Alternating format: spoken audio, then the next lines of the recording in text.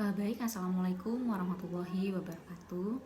Perkenalkan, saya Dinda Puspasari, NIM 1910411176. Di sini saya mahasiswa pertukaran dari UM Jember. Di sini saya akan mempresentasikan tentang perencanaan bisnis, yaitu tahu pucek, di mana dibina atau dengan dosen pengampu yaitu Ibu Anita Hirudin. Selanjutnya yaitu tentang pemaparan latar belakang. Bisnis kuliner di Indonesia ini sangat pesat ditandai dengan munculnya berbagai macam usaha kuliner yang bisa ditemukan di mana saja, mulai dari restoran, kafe, kedai, dan seterusnya. Hal ini membuat para pelaku bisnis ini di Indonesia berlomba-lomba untuk membuat usaha dengan ide sekreatif mungkin, agar para pelanggan tertarik dengan barang yang dijual. Kemudian bisnis tahu pocek ini adalah usaha yang dibilang cukup mudah, karena cara pembuatannya terbilang mudah, bahan mudah dapat didapatkan, kemudian harga terjangkau. Slide selanjutnya yaitu visi dan misi usaha.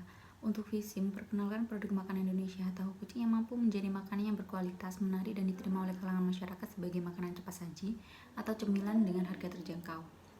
Untuk misi, yang pertama yaitu menciptakan dan menambah inovasi dalam varian rasa. Kemudian yang kedua, memajukan salah satu makanan buatan Indonesia. Yang ketiga, memberikan pelayanan terbaik dan memuaskan konsumen. Yang keempat, mempromosikan kepada masyarakat melalui sosial media. Kemudian yaitu tujuan didirikannya usaha dan pemilihan peluang usaha, yaitu estimasi saya dalam menciptakan usaha ini agar memperkenalkan produk makanan di Indonesia yang mampu menjadi makanan yang berkualitas, menarik, dan dapat diterima oleh semua kalangan, dimana sebagai makanan cepat saji atau camilan dengan harga yang terjangkau. Selanjutnya yaitu tahapan dan sistematika dalam analisis proyek bisnis, dimana yaitu ada analisis SWOT, dimana ada kekuatan untuk bisnis biaya tahu pucek sendiri, yaitu untuk kekuatan biaya modal rendah, biaya produksi rendah, harga produk terjangkau, kemudian dapat diproduksi dalam jumlah banyak, kemudian untuk rasa kenyal dan enak. Untuk kelemahan sendiri, produk akan awet jika terkena angin terus-menerus. Kemudian untuk peluang, digemari masyarakat Indonesia yang menyukai cemilan, kemudian menyasar lapisan masyarakat yang membutuhkan camilan praktis dan mudah dibawa kemana-mana. Kemudian bisa menjual sebagai reseller. Kemudian untuk lokasi usaha yang strategis, bisa di rumah, dititipkan di warung, atau menawarkan di media sosial. Yang terakhir yaitu ancaman, konsumen yang mudah bosan, kemudian banyak jumlah kompetitor atau pesaing. Kemudian yaitu perencanaan gagasan dari aspek pasar dan pemasaran, di mana aspek pasar dan pemasaran merupakan salah satu aspek yang paling penting dan merupakan dua sisi yang tidak dapat dipisahkan.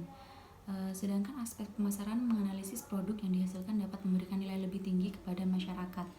Kemudian sebelum melakukan analisis tersebut perlu dipahami terlebih dahulu bahwa dasar-dasar manajemen, yaitu tentang produk, harga, tempat, dan promosi.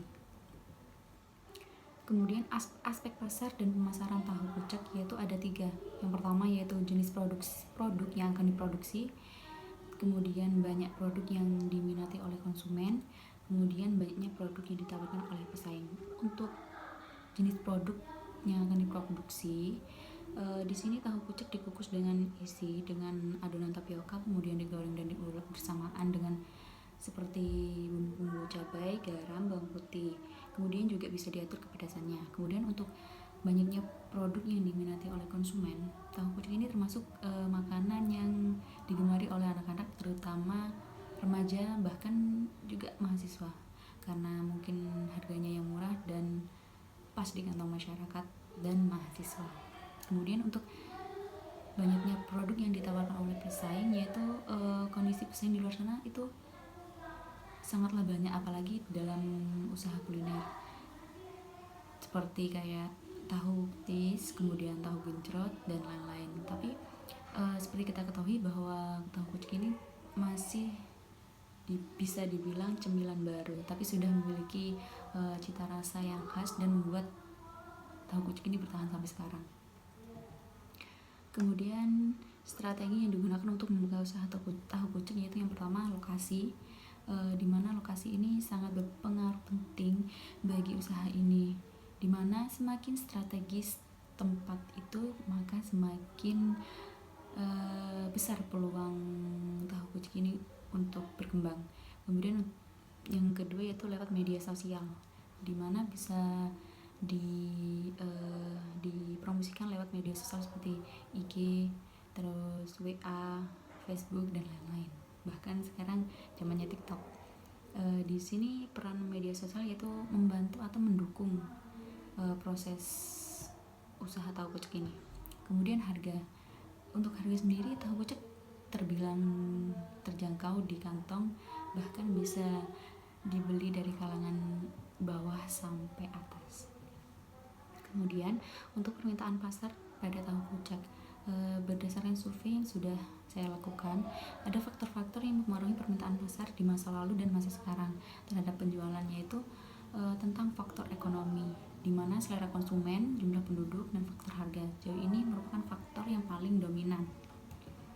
Kemudian peluang pasar dan peluang pasar yang akan dilayani. Dengan membaca peluang pasar, kita dapat mengetahui dan memahami apakah produksi yang akan kita hasilkan mempunyai peluang untuk dipasarkan kepada konsumen. Kemudian sedangkan peluang pasar yang akan dilayani pada usaha tahu pucuk ini merupakan konsumen dari semua kalangan yang menyukai kuliner pedas atau para penggemar makanan pedas. Kemudian bagi para konsumen yang tidak menyukai makanan pedas tetap bisa membeli tahu pucuk ini, dikarenakan tahu pucuk ini kan banyak varian rasa pedasnya, bisa dari level 1 sampai 10, bahkan level 6 juga bisa, sesuai dengan selera konsumen. Kemudian untuk perencanaan gagasan dari aspek teknis dan teknologi, itu ada penentuan lokasi usaha, kemudian penentuan luas produksi, kemudian penentuan layout usaha. Kemudian untuk perencanaan gagasan dari aspek manajemen dan organisasi SDM. Yang pertama yaitu menganalisis penjadwalan pelaksanaan pembangunan bisnis. Yang kedua, menganalisis jenis-jenis pekerjaan yang diperlukan untuk pembangunan bisnis. Yang ketiga yaitu menganalisis persyaratan yang diperlukan untuk memangku pekerjaan pada suatu bisnis. Kemudian untuk aspek keuangan sendiri yaitu perencanaan gagasan dari aspek ekonomi dan keuangan, di mana ada biaya tetap, di mana biaya yang dikeluarkan oleh usaha tahu pucuk ini yang penggunaannya tidak habis dalam satu masa produksi. Sudah terlihat dengan jelas di slide, yaitu total dari biaya tetap yaitu 1.400.000. Kemudian untuk biaya variabel di sini totalnya yaitu 165.000. Kemudian biaya lainnya, total biaya lainnya per bulan itu 1.050.000.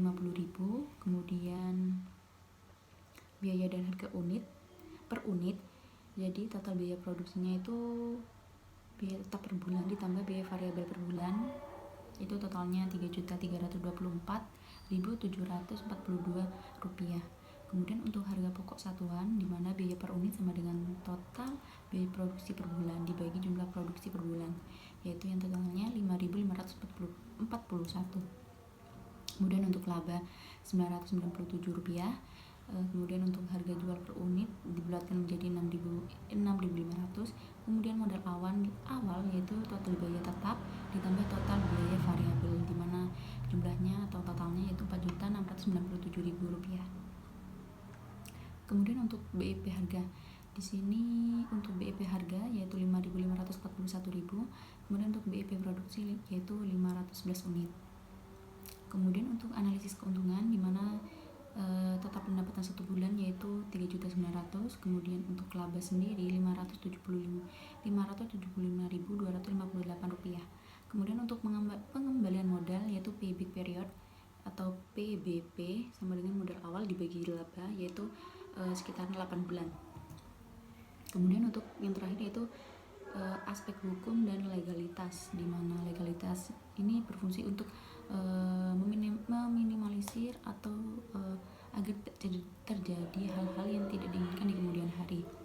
Di sini ada beberapa dokumen yang dimiliki berkaitan dengan aspek hukum, yaitu yang pertama badan hukum, tanda daftar perusahaan atau TDP, kemudian NPWP, izin-izin perusahaan seperti surat izin usaha industri, izin domisili, dan izin usaha pembangunan. Kemudian bukti diri seperti KTP. Kemudian aspek ekonomi dan sosial lingkungan, di mana aspek ekonomi dan sosial tahu pucuk ini mempunyai akibat yang positif baik bagi pengusaha maupun warga wilayah setempat. Karena gimana ya, Untuk usaha bisnis ini adalah yang paling menguntungkan, dimana sebabnya mempunyai kesempatan pasar yang paling luas, kemudian lokasi guna usaha ini memicu ekskalasi pendapatan lokasi sekitar sama-sama yang kesejahteraan lokasi sekitar meningkat, kemudian aspek dapat lingkungan yang tidak begitu membahayakan bagi kehidupan insan dan lingkungan sekitarnya. Mungkin dampak lingkungan yang tidak menguntungkan seperti sampah plastik yang setelah digunakan seperti wadah buat tahu kuceknya sendiri. Baik, terima kasih. Sekian pemaparan proposal bisnis dari saya. Jika ada salah kata mohon dimaafkan. Sekian, terima kasih. Wassalamualaikum warahmatullahi wabarakatuh.